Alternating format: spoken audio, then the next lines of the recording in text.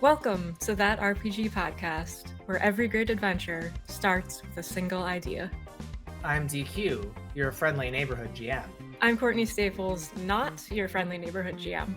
And I'm Johnny Law, and I want to see the fucking Epstein list. What the? Sorry, I just had to get it off my chest. Like, it's one of those things that was just going to buzz in my brain. I mean, it's like a list. It's a checklist item, and I don't understand why we can't just check this one off. You'd think it'd be very important. It does seem very important, given that they used to talk about it like all the time, but then suddenly they just stopped. People have been talking about it all the time. Where'd it go? But that's not our theme. Our theme is not the Epstein list, but it is lists of sorts, though. It's the end of the summer, right? You know, things are winding down. September, kids are back to school. You know, work is kind of get back into normal rotation until the holidays hit. People start to form checklists and start to figure out they want to kind of figure out, you know, more what's going on about the future and where to go with. I think that's what we're going to talk about, you know, going forward. We're just looking forward. We're planning. We're getting our feet settled. We're getting our roots in, and we're going to get through this 2025 before it burns. Well, there's one of two things that will be the outcome of this checklist. Either in 2027, the world will end because of AI apocalypse. There's a great video about this, or we'll have Gilead. So you got options, right? Or both. Both could happen, yeah. Speaking of bad news, perhaps we should talk about some good news. Good news, everyone.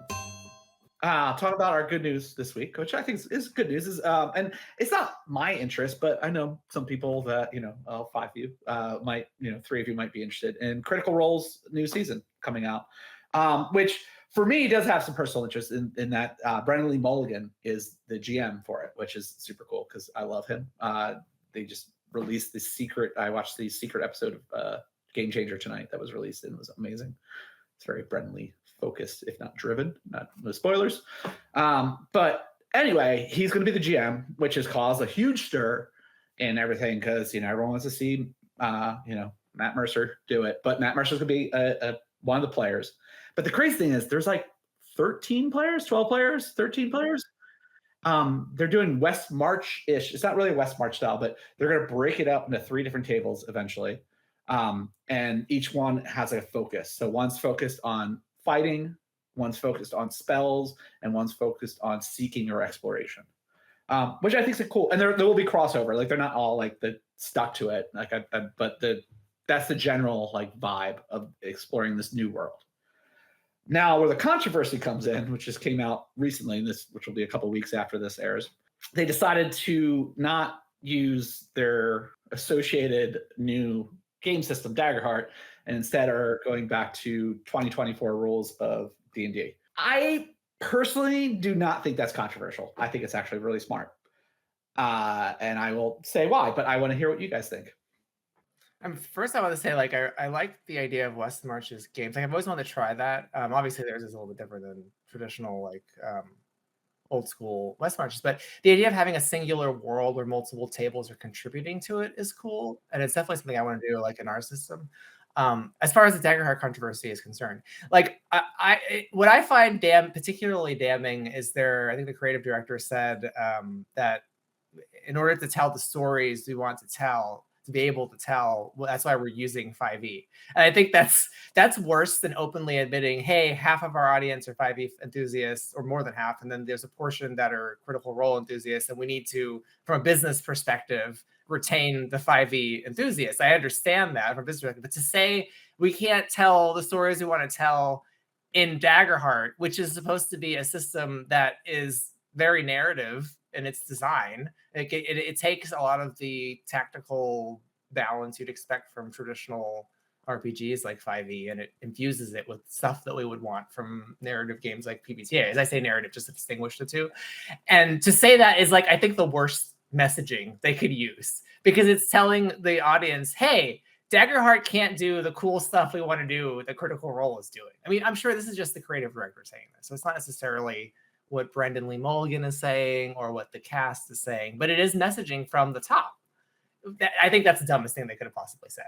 Now, as to whether using 5e makes sense, I think it's also dumb, but I understand the need to do it from a business perspective. Like, it seems like they don't want to gamble on their new system. And perhaps they're arguing, I've heard some speculation that the system is brand new and it needs time to mature, and so let's use it in smaller campaigns. I think that they're planning on doing adjacent to There it. will be branch off episodes, possibly with different GMs, most likely with different GMs, I would assume.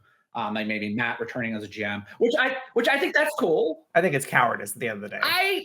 I think it's smart business. But Courtney, I want to hear what you think. I'm kind of on the same side as Daniel, where it feels like kind of a cowardly move on their part. And like, I get that they want to retain their audience, or that they could be doing it for marketing reasons. But at the same time, it's like your Critical Role. How much more marketing do you need at this point?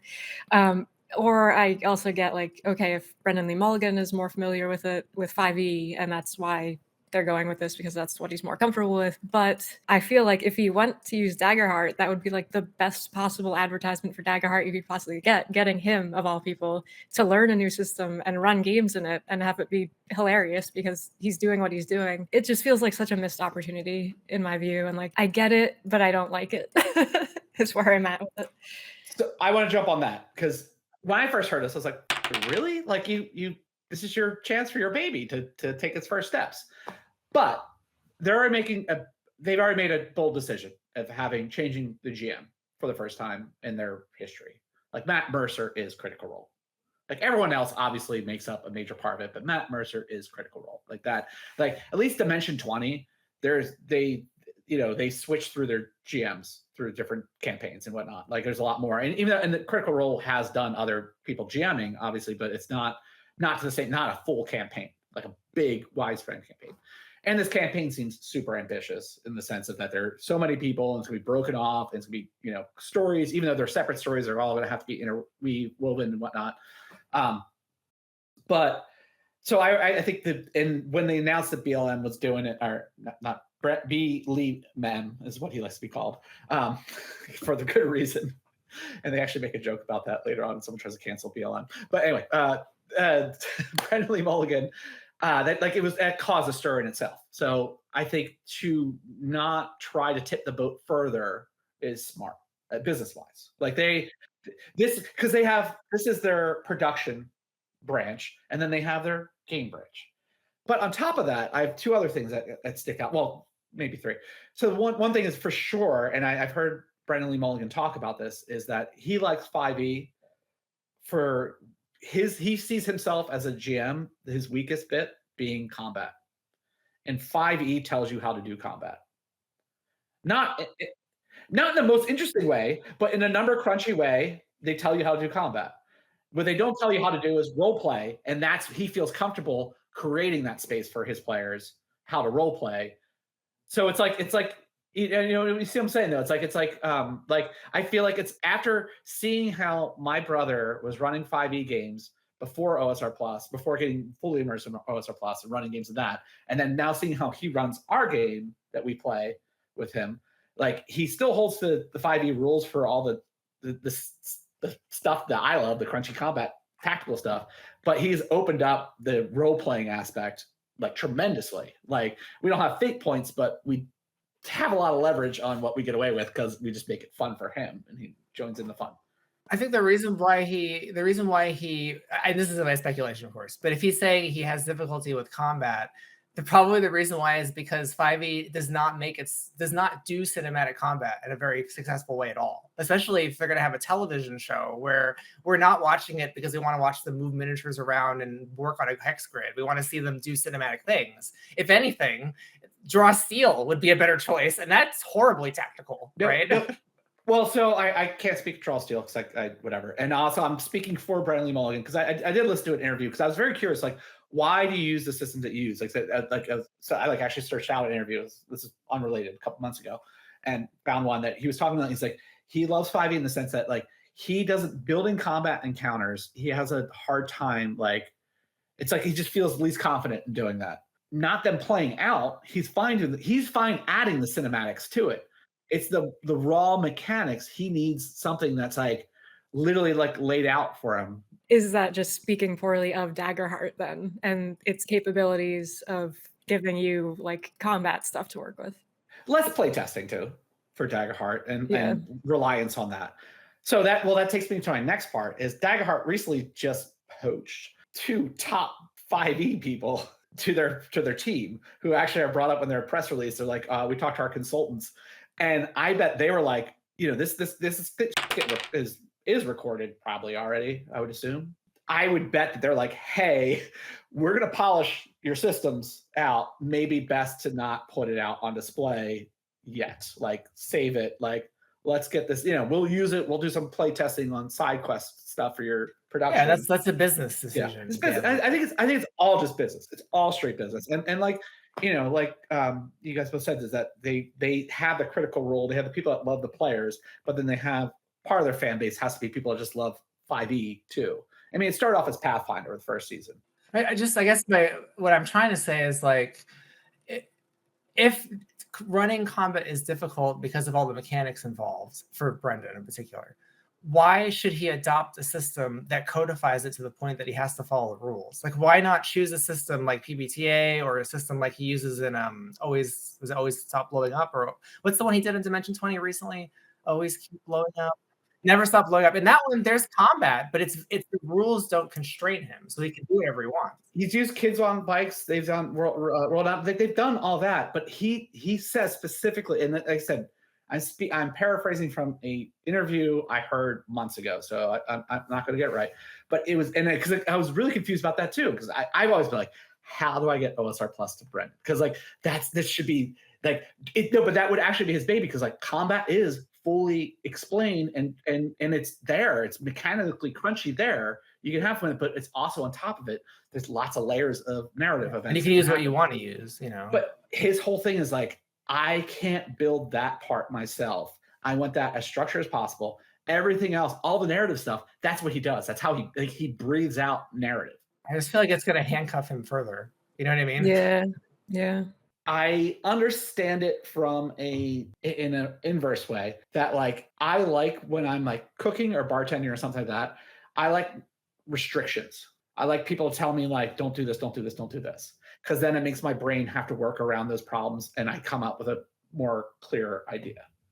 And I feel like it's not exactly what this is, but it's more like he just wants that thing done, and then everything else he can homebrew, basically. Or I question his claim then that like 5e solves all of that.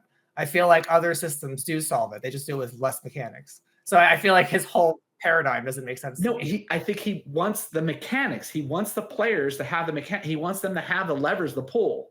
But he doesn't want systems have those levers. They just have fewer.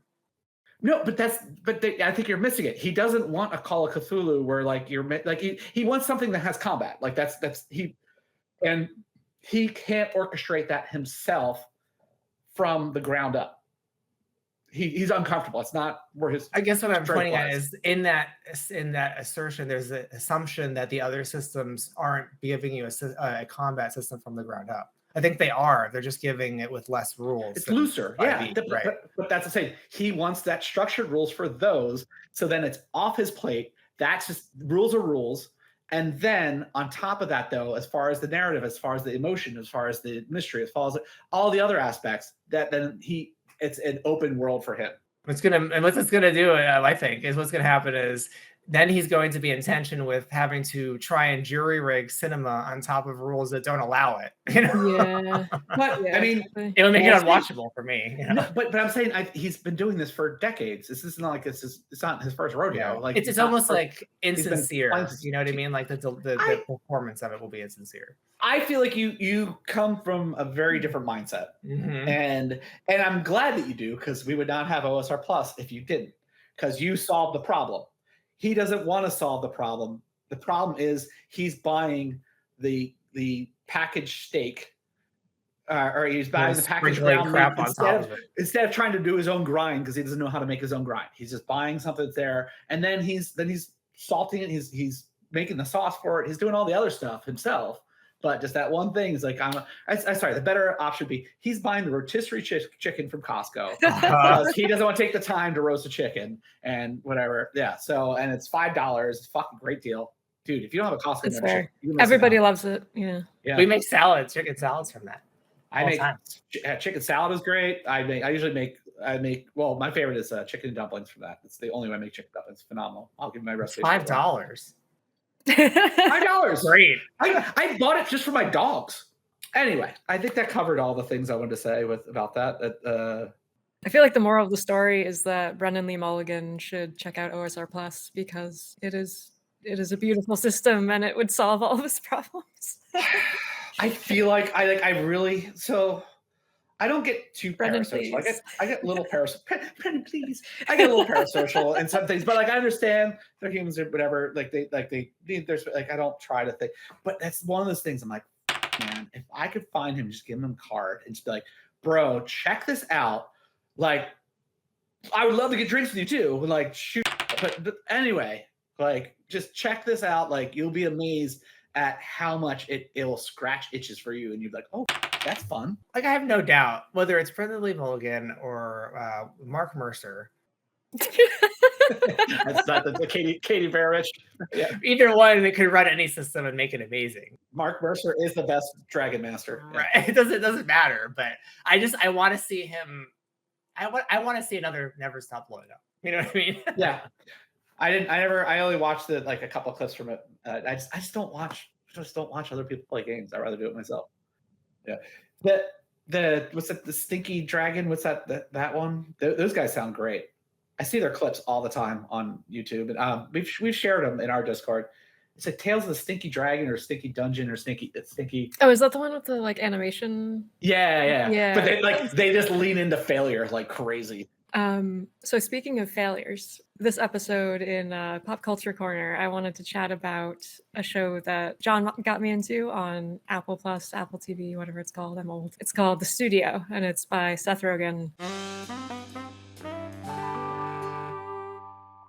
And it's amazing. To sum it up, it's about a studio head who tries to make movies and tries to make good movies and art and doesn't always succeed. It's really, really funny, really witty, like fast dialogue, great cinematography even, amazing list of like cameos and guest stars that they get for this because it's all set in Hollywood. So they, of course, have all these amazing actors taking part. But what I really wanted to talk about was the fact that the characters are all really shitty, terrible people. And I think that is something that we can lose sight of when we play RPGs, like just how entertaining it is to like watch failure and experience failure and lean into that, because the situations on the show, if you're not a fan of like, if you can't handle cringy comedy, it might not be the show for you because you will be just constantly sitting like this the whole time, watching these people make terrible decisions. But it's something that like when we play characters, especially when we first get into RPGs, I think a lot of us are drawn to like the heroic do-gooder, like you want to be the pinnacle of justice, you want to like do good, or alternatively you want to be a crazy murder hobo. I think what makes really interesting characters are those flaws and really uncomfortable, cringe-inducing things that people can do. And the show has so many things that you could pick from in any given episode. It's like, it's just a perfect example of people being bad and making bad decisions that do perfectly align with their character. And like you, as you watch the show more, you get to know the characters more and you start to anticipate what they're going to do. And you're just sitting there like, oh man, I know this is coming. I know he's going to do something really bad. And that's what makes it fun, because you see these people doing these things, making these mistakes, like fucking up a lot and seeing the consequences of that or lack of consequences of that. And it's just really entertaining to watch. And I don't think it would be nearly as enjoyable or realistic if like each episode had like a moral of the story is we need to be better people or something like that. I think it's really satisfying in itself that these people screw up in really big ways and make your own personal screw up seem a lot less big of a deal watching them do that. So basically, I would say watch it if you want to check out a show with really flawed characters, get some ideas there. If you want to like take chances, kind of move away from a Mary Sue type character who's just good all the time. Or if you just want to learn about different ways that you could make your character less perfect. Now talk about the cringe levels though. Like I would say it's like Curb Your Enthusiasm level all the time. It hits peaks. There's certain episodes that you're like, and we're no spoilers, of course. That's what we do. I mean, if it's something's like 15 years old, we might spoil it a little bit. But there's a couple episodes that are like, oh, like I just feel uncomfortable in my skin watching this. I feel like it's more like Office, Michael Scott level a lot. But not in the same way. Like Michael Scotch is like such a dumbass to a point. These aren't dumbasses. They're just like they're blinded, but they're like you said, they're all not good people because they're execs. Like they're all like that's their job is to not be good people. Really, they're out to do make movies at whatever cost. Yeah. And you can even see that in the series, like, again, not to spoil anything, but like as people kind of move up in ranks, they just turn into worse people basically right away. It makes me think of in 30 Rock, one of my favorite characters is the CEO, the Jack Donaghy. Yeah, because he's so terrible, but he's so entertaining, because you can predict how terrible he's gonna be, but then he's also unpredictable sometimes. Like sometimes he does act out of genuine concern for others, but he's generally a terrible person, and I think that's exciting. Yeah, exactly. Or if you think back to like Seinfeld, where they're all kind of a bunch of assholes living in apartments and being assholes to each other and to everybody else, and like similar kind of watching the characters do these fascinatingly awful things, and somehow it becomes satisfying, and it's a way to like to learn about, I don't know, ways to give your characters flaws. And I will say another interesting thing about the show is all the characters, they're not necessarily caricatures. Like they're not like how like 30 Rock's more like it's ridiculous, whatever. And even Seinfeld is like they just all kind of fit into these like compartments, but they are all 100% tropes.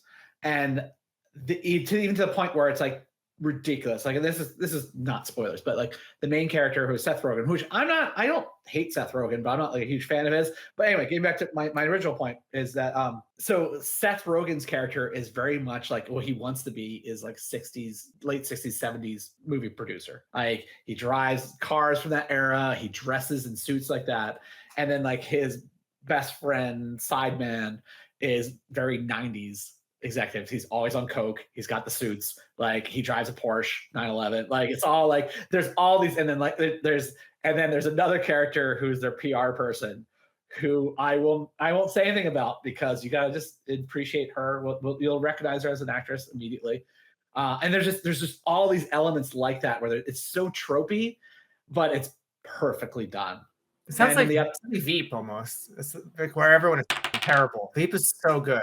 And that the characters they're all terrible people. It's very close to Veep, actually, in a lot of ways. But like what Veep is to government, this is to movies. And then the one other thing I'll add before, but I want to hear what you're going to say, DQ, is that, and this is, I think was part of the selling point to Courtney, is like all the shots are single shots. Like, so every scene is just a single shot. And they actually, it's the second, and it's some of it's probably stitched, but whatever. And the second episode, this is the spoiler, but it's not a big spoiler, is called The Oneer. And it's about trying to shoot a one shot, but the whole fucking episode is one shot.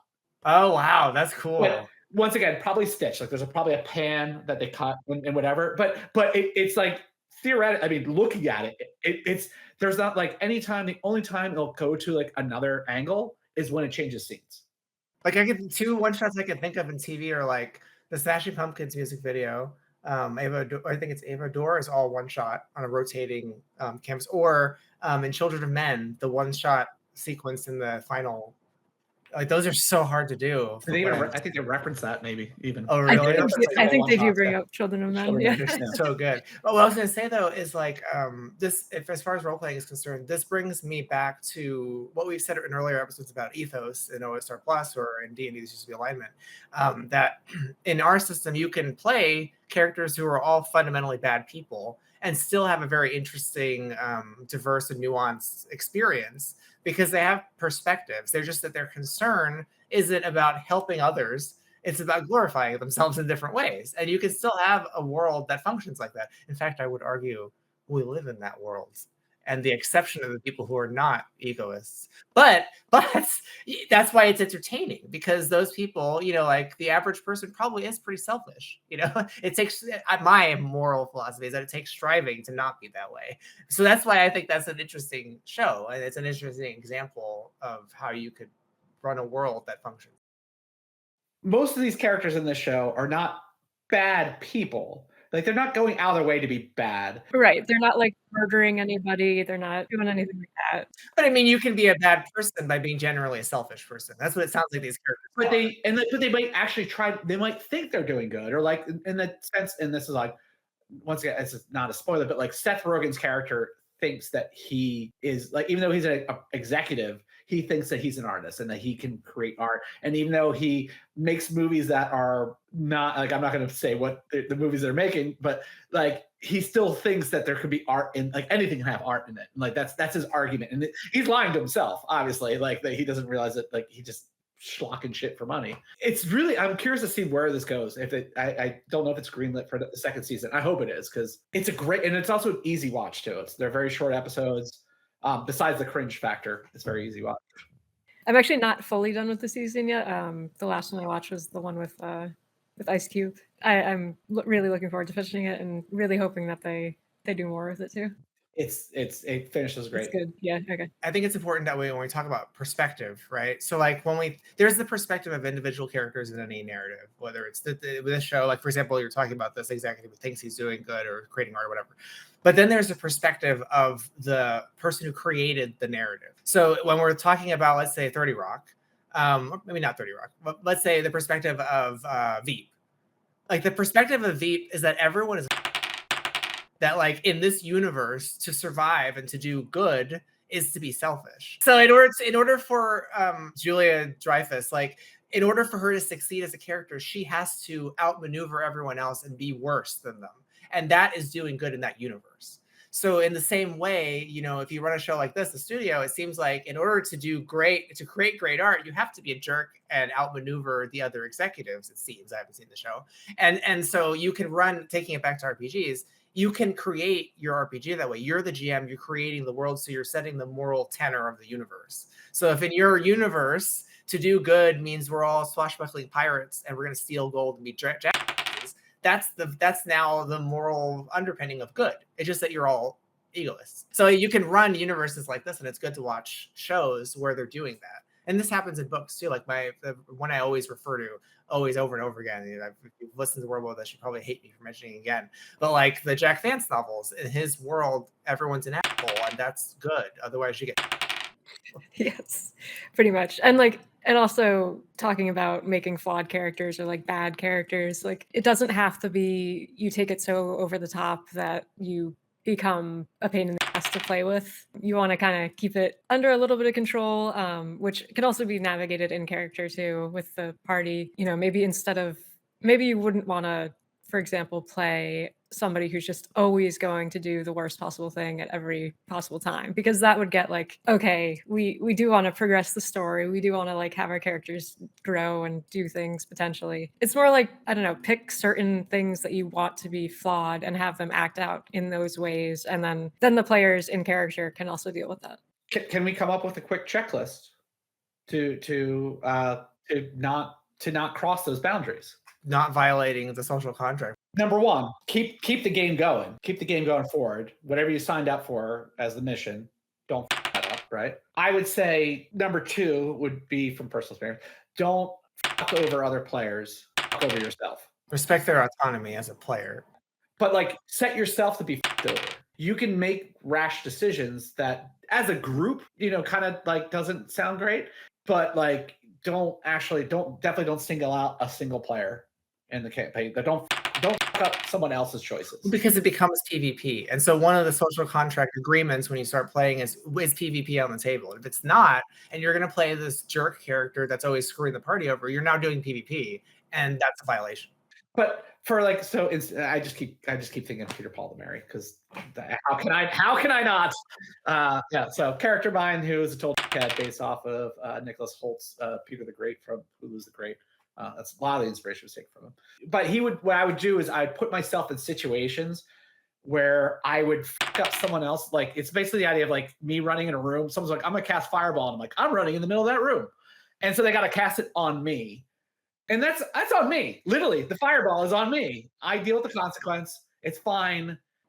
You're really good at it. You're really good at it because you don't end up undoing what others are trying to do. You add on to it in a way that makes it really hilarious and screws you over. It could stymie things, but also other characters, because in OSR Plus you can actually get benefit from taking negative, hurting yourself, doing bad stuff to yourself. But similar with that with other characters, like when I do that, I want to make sure I'm not someone else's spotlight, or something. I guess that's the main point. It's like you're not taking the spotlight off of someone or farting after they gave a great monologue. You don't want to undermine other players for a cheap joke. It's like someone does this awesome thing, and then you're like, because then you're taking the spotlight onto you. Oh, look at me, I'm funny. So make sure it's either a low impact moment that you're causing an error to, or it's just a dip in excitement, so to speak, and you're adding excitement through your folly. Consistency and wavering is also a good thing to play around with. Like, it can be interesting if you have like a really hardline character who always up in a certain way, and maybe they do start to learn a little bit, but they stumble along the way and they're not perfect about it. And I think that's, I don't know, more interesting than, like I said before, the kind of like after school PSA of got to do better and learn from our mistakes and stuff. And it's more realistic when people kind of like stumble on their way to improvement, or if you kind of have like a questioning of faith, or like a change in your demeanor for a little bit and then revert back because of something that happened. That's also an interesting way to deal with things. Like, your character doesn't have to be static at all, even if they are flawed. Yeah, and it actually sets you up for growth, right? Because like, take Peter Paul as an example. This wasn't the case because I was very lighthearted that campaign. But if Peter started off, he was kind of a nepo baby, right? That's the part of the concept for Peter Paul. If over the course of the campaign, let's say it was a more serious campaign, and it was a campaign where, from the perspective of the GM, good is to be valiant and all the things we'd associated with like a paladin, right? If he eventually became a more noble character that's still flawed, that shows really cool character growth. He's still goofy and he's still a little bit selfish, but at the end of the day, he does the right thing. You would see this progression, and it's only possible because you started in a place really on purpose. We're literally coming to that point.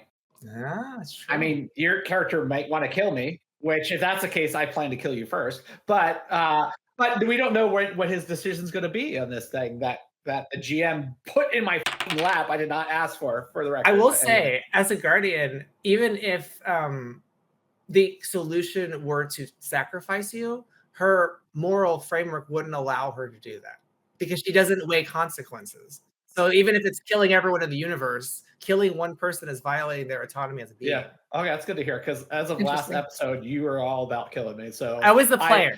I was trying to get on the defensive, like, all right. That was the player. Kill him.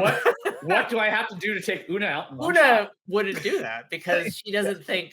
She doesn't think in terms of consequences. And I would say, meta-wise, that Peter's not. I think he's going to make a good decision. I don't know what that is yet. I mean, I still have to feel out, but I think he's going to make a good decision. I mean, and DQ said, like, you can set up an arc to do such as that, like through that could be, besides whatever quest you're trying to achieve, you could also show some character development through that and show some depth. It doesn't mean that they have to see the light and, whatever, find Jesus, but they actually do get to a point where they are more of a functioning human or dwarf or. And it could go the opposite way. If you wanted it to be that they get worse and they're redeemable, that's what you could choose to do that. But getting back to the topic at hand. All right, so we've come up with some checklist of how to be appeal, kind of, but not derail a game. Went through some checklist of why Critical Role is a bunch of pussies for not using their own system. Whether you agree with that or not, we made the list. There you go. I would like to talk about an OSR Plus spell. It has to do with lists, but it has to do with like gaining information and which you need to create lists, right? And it's something that the three of us have seen in play very recently by our friend David, most notably. I don't know if anyone else has used it yet from my memory. But this is object reading. I'll read the spell. So object reading is a divination. It's of the divination school. It's a psionic spell, so it rolls off the mighty check. It's of the mind. It's you or your target scan the psychic impressions of a target object or location, depending on the size of the area of effect, to learn fuzzy details about any minds who have recently interacted with it, such as their race, appearance, profession, and so on. For 1 MP, you can see minutes into the past. For 2 MP, you can hours. For 3 MP, days. For 4 MP, months. And for 5 MP, years.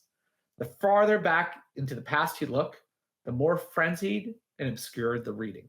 Great spell. Is this a 2 2E spell, or is this yours? I'm sure 2E has some equivalent, but my actual inspiration is really dumb. Well, there's two sources. Like one, obviously, when you look at like occult powers, like in history, like the psychics and mediums are supposed to have, I think the term object reading is a thing. Like the idea of reading the mental residue of physical things. But where my real inspiration comes from is my favorite movie and the greatest movie ever made by human beings, Masters of the Universe. It is a He-Man. It is a live-action He-Man movie from the 80s. And in that movie, Evil Lynn arrives on Earth searching for she's searching for the cosmic key, of course.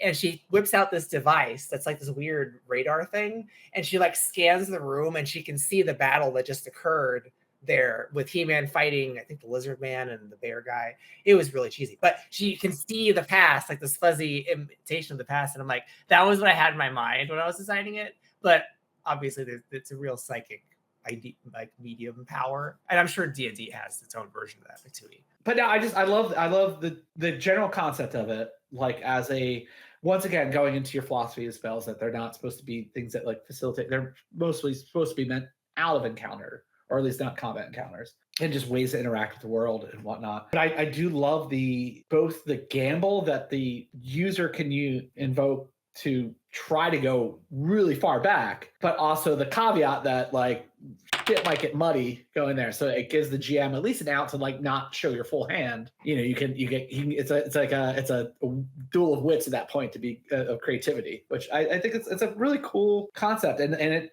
definitely helped us, but it also can help a GM in the sense that, you know, they do it. You're like, okay, finally, I can just give them information. It's been delayed. I've been Give it telling to you for 12 years. I know. No, it's true. It's like a balance, right? Like I feel like this is something that we're going to talk about in our Dear GM in the next episode. But so there's the idea that you want your players to interact with the world. Like that's one of the things you want them to get out of play. And this is a means for them to do that besides just consulting the lore or asking, you know, what do I know about X? Here they can literally glean information in the exploration mode about the world, and then you have an opportunity to feed them more depending on how successful they are. And yeah, I did use this at least once in one of our campaigns where I'm playing like a kind of hard-ass like peacekeeper paladin-ish psychic, basically Rosa Diaz from Brooklyn Nine-Nine. But yeah, we had gone underground to track somebody down because we were sent out to locate people, basically. Some missing people, and I think I used it on like the front door to the place because I wanted to confirm that we had the right place first of all, and yeah, and also like see if there's, you know, check if there's any traps or anything like that. And you spotted the villain going through there. Yeah, exactly. So it was like, okay, we're at least in the right place. This is the right direction to go. I might have also used it in like his office too at some point. Oh, on the book. Yeah, you read through it. I think so. Yeah. And like got to see him like writing in it or something or taking notes. But it was really useful, and like it's a great spell to take if you're like playing a person who's into like investigations and wants to actually find out exactly what happened and not just kind of guess. It's like the magic version of, I don't know, crime scene investigation. I know, but I as you're saying that, I'm now remembering it, because I think the first time, I think you might have did months, right? Because there's no weeks. Yeah, there's just months. Like I feel like you put a lot in, because I remember hearing the description of like traveling and the place being built and whatever. Like it was actually, it gave us like a really cool war dump overall.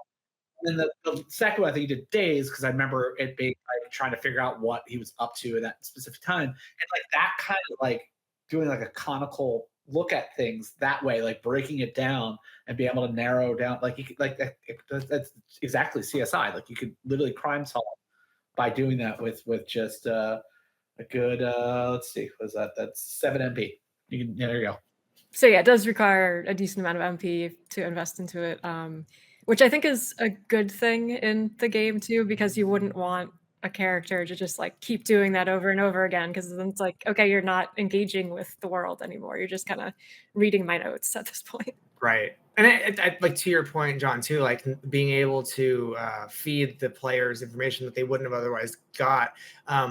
Even if you didn't have information on hand in that scene, like let's say, like for example, when we were playing God Beyond the Portal, I think you were in. David had used it in a room in in an inn or something you stayed at. I forget what it was. And it revealed that the sister had passed through that room and stole things from each of you. And I didn't have that pre-planned. I know that she was tracking you, but that gave me the opportunity to paint further out on the canvas and show you, here is how exactly she's tracking you in that moment. So a lot of times, some things that players can do like that will open a door for you to expand the world on the fly. As long as, I mean, granted, you're pulling from what you already know about the world and what's happened, but it lets you paint further out and then, solidify things. It works so well for both the player and the GM, because the player could get really crazy info that they would never be able to get otherwise, or would take many sessions or many nodes or whatever to try to figure out. But also it has the fail-safe that the GM, if it gets a little bit, unless they're like something just happened and they're like, what happened just a few minutes ago? Give it to them. Well, there you go. It's all right. You gotta give it to them. They caught you red-handed. But like if it's something that they're trying to dig really deep, then it starts getting muddied and you can start playing around with it. You can give them, kind of red herrings and stuff like that. You can, as a GM, you can figure out what that means to mess with them. Obviously, you should give them something, or you always give them the like there's nothing to learn here. You can also, that's also an option, that can close the door for them. But I do think it's a really cool concept and super powerful. Like I think it's any like you said, Courtney, anyone that's trying to is playing an OSR Plus game and is a spellcaster or has access to spells and wants to investigate or wants to get to the bottom of things, like scrying or something, like they all hold their own spaces, but like this is a very specific, if you're on the scene, if your boots on the ground, like that's huge. Yeah, it's very straightforward in that way, which now gives me ideas for like characters in the future, like actual investigators and stuff. Like one correction I think I need to make in that spell is that it shouldn't scale the area of effect, because I think that's how David used it in the past. He said, "Oh, can I target the room for 3?" Which then is every object in the room. I think that's a problem. It should be a specific. It says target object or location, depending on the size of the area of effect. Yeah, so I have to change that such that it's not an area of effect. It has to be an object. That way, you have to really choose: am I going to inspect this comb, this lamp? I can't say every thing in this room because that's way too powerful. Yeah. But I think there could be like interesting, like clever ways to work with that too. Like if, for example, you're investigating a room that had a reflective surface, maybe you object read on that reflective surface to like get a mirrored image back of what was going on. Oh yeah, like that would be cool, because like the mirror, because then you can see what's that works. But that's clever, as opposed to just saying I'm going to do the whole room so that I see everything happened in it. Yeah, and I think mine that I had done initially in that campaign where I'm playing Rosa Diaz is like on the door to the castle. So I like would see anybody who came in and out and stuff. It's any mind that interacted with it. Like doesn't have to be like any mind that thought about it or any mind, like they just had to have touched it. I'm literally uploading the revision right now because I can do that from our spreadsheet. It takes 2 seconds. This is my errata power. Can you please keep that in for the editing? I just want people to know literally the power of your website right now. And your errata. Yeah, exactly. Everything's in a spreadsheet. Okay, now programmers, I know you're going to be like, oh, why is everything in a spreadsheet? Ah! You don't understand what's going on behind the scenes. It uses Google Sheets as a source of data that then get transformed into actual data objects that the website uses. That way, all I have to do is change a row, hit save, and click a button, and it updates everything. So, quick question: when he's talking to programmers, why is he looking to the other side instead of at the camera? Are the programmers in the room with you right now? I mean, I think that covers our let us spell that out for you. And I think for this moment, we can kind of put a pause on our checklist and wait till next week when we discuss the Epstein files. No, not the Epstein. Well, hopefully, we know it's not going to happen. We got 19 states being invaded by our own armies. So that's going to happen. Who knows what other new thing? I think Trump might throw a off his head. That's entirely possible. I have a bingo card of what this goddamn douchebag dictator orange. But we'll be back with next week. We're gonna have ask the GM. We got something really interesting coming up, right? Got a good one. Not checklist. Dear GM. Right, Mm-hmm. Dear GM. Mm-hmm. Not ask GM. I don't know my own segments. That's fine. That's right. We'll figure that. We'll fix that in post. This AI will do a cartoon version of me, and I'll say the right thing. And then after that, we have a really interesting Venture Hook, which is about a magic well of sorts. Are there lists involved with the well? Maybe there's a list in the well. Maybe that's where the list is. And I mean, children fall down wells, so it's possible that down in the well with the children, the list is there. The list that the list for first day of school was that. Yes. That's very tragic. Not the list involving pedophilia. Not but the pedophilia. list. Not that list. Yeah, no, that list is No, that never one's existed. Who knows where it is? Thanks for listening to That RPG Podcast, where every great adventure starts with a single idea. Join us next week for more from our series Scene Check, where we talk about playing evil characters cooperatively, how to design engaging scenes for your campaign, and build a Stranger Things-inspired adventure set in a town full of teenage archetypes.